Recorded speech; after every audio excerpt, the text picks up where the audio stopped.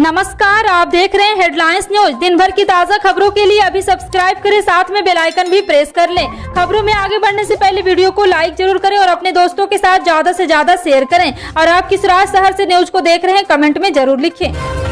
संयुक्त राष्ट्र की एक और रिपोर्ट में जनसंख्या के मामले में भारत द्वारा अगले साल चीन को पीछे छोड़ने का अनुमान व्यक्त किए जाने के कारण देश में इस मुद्दे को लेकर बहस छिड़ गई है, जिसके बाद से इस बात के कयास लगाए जाने लगे थे कि सरकार जनसंख्या नियंत्रण के लिए कोई कानून ला सकती है। आज केंद्र सरकार ने स्पष्ट किया है कि जनसंख्या नियंत्रण के लिए कानून लाने पर वो कोई विचार नहीं कर रही है। स्वास्थ्य और परिवार कल्याण राज्य मंत्री भारती पवार ने कहा है कि राज्यसभा में एक सवाल के लिखित जवाब में केंद्र सरकार के इस रुख के बारे में जानकारी दी।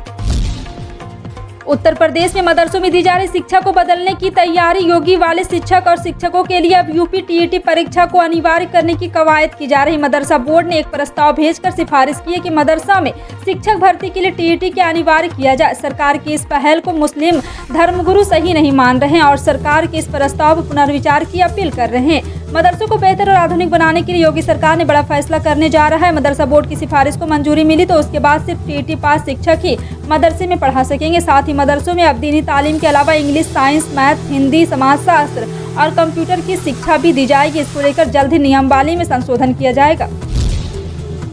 हरियाणा में अवैध खनन माफियाओं द्वारा हुई डीएसपी सुरेंद्र सिंह बिश्नोई की हत्या को लेकर मुख्यमंत्री मनोहर लाल खट्टर का बयान सामने आया है। सीएम खट्टर ने कहा है कि वो डीएसपी के परिवार के साथ खड़े हैं और उन्हें शहीद का दर्जा मिलेगा। इसके साथ ही परिवार को 1 करोड़ रुपए की आर्थिक मदद मिलेगी और परिवार के एक व्यक्ति से नौकरी दी जाएगी। इस घटना को लेकर हरियाणा के मुख्यमंत्री मनोहर लाल खट्टर ने कहा है कि आज एक बहुत बड़ी दुर्घटना हुई। हमारे एक डीएसपी सुरेंद्र सिंह नूंह जिले में ड्यूटी पर थे। किसी खनन माफिया के एक व्यक्ति ने उन पर गाड़ी चढ़ा दी, जिससे उनकी मृत्यु हो गई। उनके परिवार के प्रति हमारी संवेदनाएं। हम शहीद सुरेंद्र सिंह के परिवार को 1 करोड़ रुपए की सहायता राशि देने और उनके परिवार से एक व्यक्ति को सरकारी नौकरी देंगे। महाराष्ट्र के मुख्यमंत्री एकनाथ शिंदे ने आज एक बार फिर उद्धव ठाकरे को बड़ा झटका दिया। उन्होंने दिल्ली में शिवसेना के 12 सांसदों से मुलाकात की। जी हां, आपको बता दें कि शिवसेना और एकनाथ शिंदे के बीच लगातार गुटबाजी शुरू है और इसी को लेकर कि ये सांसद लोकसभा स्पीकर ओम बिरला से मिले, जहां उन्होंने अलग समूह के रूप में मान्यता देने की मांग की। शिंदे गुट ने राहुल सेवाले की लोकसभा में विनायक राउत की जगह शिवसेना का नेता बनाने की मांग की है। मुलाकात के बाद सांसद हेमंत गोडसे ने एबीपी न्यूज से बात करते हुए कहा है कि हमने स्पीकर से मिलकर आग्रह किया है कि हमारे फ्लोर लीडर के तौर पर राहुल सेवाले को मान्यता दी जाए। हमने संसद में नया कार्यकाल मांगा है। 18 जुलाई 2022 से डिब्बा या पैक्ड और लेबल वाला आटा, दही, पनीर, लस्सी, शहद, सूखा मखाना, सूखा सोयाबीन, मटर जैसे उत्पाद, गेहूं और अन्य अनाज तथा मुरमुरे पर 5% जीएसटी लगाने का फैसला लागू हो गया है, जिसके चलते ये चीजें महंगी हो गई है। तो इस फैसले के चलते मोदी सरकार की जबरदस्त खिंचाई हो रही है। विपक्ष ये कहकर सरकार पर निशाना साध रहा है कि अब रोटी दाल पर भी सरकारी टैक्स वसूल रही है, जिसके बाद वित्त मंत्री निर्मला सीतारमण को सफाई देने के लिए सामने आना पड़ा। वित्त मंत्री ने 14 ट्वीट के जरिए सफाई देश करते हुए कहा है कि इस पैक्ड इन खाने पीने की चीजों पर टैक्स का निर्णय जीएसटी काउंसिल की बैठक में सर्वसम्मति से हुआ है, जिसमें गैर बीजेपी शासित राज्य पंजाब, छत्तीसगढ़, राजस्थान, तमिलनाडु, पश्चिम बंगाल, तेलंगाना और आंध्र प्रदेश और केरल की भी सहमति थी। हिमाचल प्रदेश माध्यमिक शिक्षा बोर्ड राज्य शिक्षक पात्रता परीक्षा के लिए आज एडमिट कार्ड जारी कर सकता है। उम्मीदवार आधिकारिक वेबसाइट पर जाकर एडमिट कार्ड डाउनलोड कर सकते हैं। परीक्षा का आयोजन 24 जुलाई 2022 को किया जाएगा। परीक्षा में सिर्फ 4 दिन बाकी है। मीडिया रिपोर्ट के मुताबिक आधिकारिक वेबसाइट पर एडमिट कार्ड परीक्षा शुरू होने से 4 दिन पहले जारी किया जाएगा। अभ्यर्थी इस बात का ध्यान रखें कि एडमिट कार्ड डाक जरिए नहीं भेजा जाएगा। एडमिट कार्ड आधिकारिक वेबसाइट पर जाकर डाउनलोड करना होगा। कांग्रेस नेता राहुल गांधी ने मानसून सत्र के दौरान एक बार और महंगाई और बेरोजगारी को लेकर सरकार पर हमला किया। उन्होंने ट्वीट करते हुए कहा है कि डॉलर के मुकाबले रुपया 80 के पार पहुंच गया है। गैस सिलेंडर भी 1000 रुपये के पार पहुंचा है। जून में बेरोजगारी का आंकड़ा 1.3 करोड़ आया है और अनाज पर भी जीएसटी का भार लाद दिया। ऐसे में जनता के मुद्दे उठाने से हमें कोई रोक नहीं सकता, सरकार को जवाब देना ही पड़ेगा। उन्होंने कहा है कि संसद में चर्चा और सवालों से भागना सबसे असंसदीय है। प्रधान जी, और आपको बता दें कि इससे पहले महंगाई, बेरोजगारी, जीएसटी और अग्निपथ स्कीम को लेकर कांग्रेस ने संसद में विरोध प्रदर्शन किया। दिल्ली मेट्रो में कोविड दिशा निर्देशों के उल्लंघन की शिकायतों के साथ डीएमआरसी ने कहा है कि वह कोविड प्रोटोकॉल का पालन सुनिश्चित करने के लिए सभी आवश्यक उपाय अपना रहा है। कोरोना के दिशा निर्देश ठीक से पालन हो सके, इसके लिए डीएमआरसी ने फ्लाइंग स्क्वाड को तैनात किया है, जो किसी भी व्यक्ति की जांच कर सकता है। डीएमआरसी के एक वरिष्ठ अधिकारी ने कहा है कि डीएमआरसी कोविड प्रोटोकॉल का पालन सुनिश्चित करने के लिए सभी आवश्यक उपाय अपना रहा है। उन्होंने कहा है कि लोग कोविड का उपयुक्त पालन करें और इसके लिए हमने फ्लाइंग स्क्वाड को तैनात किया है। पंजाब नेशनल बैंक में खाता रखने वाले ग्राहकों के लिए अच्छी खबर है। अगर आपका भी सरकारी बैंक में खाता है और आपको पैसे की जरूरत है तो आप महीनों में एक बार फिर से 4 क्लिक में पैसा मिल जाएगा। पंजाब नेशनल बैंक ने ट्वीट करके इस बारे में जानकारी दी है। बैंक की ओर से ग्राहकों को इंस्टेंट लोन की सुविधा दी जा रही है। आपको बता दें कि बैंक के प्री अप्रूव्ड पर्सनल लोन के लिए आपको सिर्फ एक OTP एंटर करना है। इसके साथ ही अपनी कुछ जरूरी डिटेल्स देनी है। छत्तीसगढ़ में ग्रामीण अर्थव्यवस्था को मजबूत करने के लिए गोबर के बाद अब गौमूत्र की खरीदी की शुरुआत होने वाली है। यहाँ गौमूत्र 4 रुपये लीटर की दर से खरीदा जाएगा। राज्य सरकार की तरफ से बताया गया है कि राज्य में गौमूत्र की खरीदी की शुरुआत 28 जुलाई और यहाँ पे एक बार फिर से इस मौके को प्रथम चरण में प्रत्येक जिले के 2 चयनित स्वावलंबी गौठानों में गौमूत्र की खरीदी की जाएगी। जी हाँ, आपको बता दें कि गौठान प्रबंधन समिति पशुपालक से गौमूत्र क्रय करने हेतु स्थानीय स्तर पर दर निर्धारित कर सकेगी और कृषि विकास एवं किसान कल्याण और जैव प्रौद्योगिकी विभाग छत्तीसगढ़ प्रशासन की तरफ से राज्य में गौमूत्र क्रय के लिए न्यूनतम राशि 4 रुपये प्रति लीटर प्रस्तावित की गई है। असम सरकार ने हर घर तिरंगा कार्यक्रम के तहत 13 से 15 अगस्त के बीच पूरे राज्य में करीब 80 लाख राष्ट्रीय ध्वज फहराने का लक्ष्य निर्धारित किया है। यह जानकारी मंगलवार को एक आधिकारिक विज्ञप्ति में दी गई। इसके मुताबिक राज्य के सांस्कृतिक मामलों के विभाग ने इस पहल को सफलतापूर्वक लागू करने की तैयारी भी शुरू कर दी है। विज्ञप्ति में कहा गया कि केंद्रीय सांस्कृतिक मंत्रालय ने स्वतंत्रता के 75 साल पूरे होने का जश्न मनाने के लिए चल रहे आज़ादी का अमृत महोत्सव के तहत इस कार्यक्रम का आयोजन किया गया है।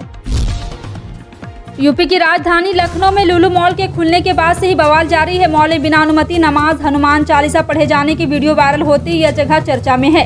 इसी क्रम में अब पुलिस ने एक्शन लेते हुए मॉल में बिना अनुमति नमाज पढ़ने वाले 4 लोगों को गिरफ्तार कर लिया है। आपको बता दें कि मॉल में धार्मिक गतिविधियों के वीडियो वायरल के बाद विवाद की स्थिति उत्पन्न हो गई थी, जिसके चलते सीएम योगी आदित्यनाथ ने सख्त चेतावनी जारी की थी। सीएम योगी ने कहा था कि इस सब से चलते माहौल खराब करने की कोशिश हो रही है। इस तरह की अराजकता फैलाने वालों पर कड़ी कार्रवाई होगी। सड़कों और सार्वजनिक स्थानों पर किसी प्रकार के धार्मिक आयोजन नहीं होंगे। गृह मंत्रालय ने मंगलवार को संसद में सूचित किया कि ममता बनर्जी सरकार ने केंद्र सरकार के पास पश्चिम बंगाल का नाम बदलने को लेकर प्रस्ताव भेजा है। पश्चिम बंगाल सरकार ने केंद्र सरकार से मांग की है कि राज्य का नाम बदलकर सभी 3 भाषाओं जैसे बंगाली, अंग्रेजी और हिंदी में बांग्ला कर दिया जाए। केंद्रीय गृह राज्य मंत्री नित्यानंद राय ने लोकसभा में यह जानकारी दी है। बता दें कि पश्चिम बंगाल के नाम बदलने की प्रक्रिया पहली बार साल 2011 में शुरू हुई थी। तब केंद्र सरकार ने इसे नामंजूर कर दिया। इसके बाद 26 अगस्त 2016 को राज्य सरकार ने 3 अलग अलग भाषाओं के नाम प्रस्तावित किए। नाम थे बंगाली की बंगला, अंग्रेजी में बेंगाल और हिंदी में बंगाल। हालांकि इस प्रस्ताव को भी केंद्र सरकार ने यह कहकर नामंजूर कर दिया कि राज्य के हिंदी, अंग्रेजी और बांग्ला भाषाओं में अलग अलग नाम रखना सही नहीं होगा। सुप्रीम कोर्ट ने सेना के जवानों को मिलने वाले दिव्यांग पेंशन को लेकर अहम फैसला सुनाया है। कोर्ट ने कहा है कि अब किसी भी सेना के जवान को दिव्यांगता पेंशन तभी मिलेगी जब दिव्यांगता सैन्य सेवा के कारण हो या ऐसी सेवा से बढ़ गई हो जो एक बार फिर से 20% से अधिक हो। जस्टिस अभय एस ओका और जस्टिस एम सुंदरेश की पीठ ने आर्म्ड फोर्सेस ट्रिब्यूनल के आदेश को चुनौती देने वाली याचिका पर सुनवाई की और इसी दौरान ये अहम फैसला लिया गया। दरअसल सुप्रीम कोर्ट में एडिशनल सॉलिसिटर जनरल के एम नटराज ये दलील दी थी कि सशस्त्र बलों का एक सदस्य को लगी चोट से दिव्यांगता होने और उसकी सैन्य सेवा के बीच उचित कनेक्शन होना चाहिए।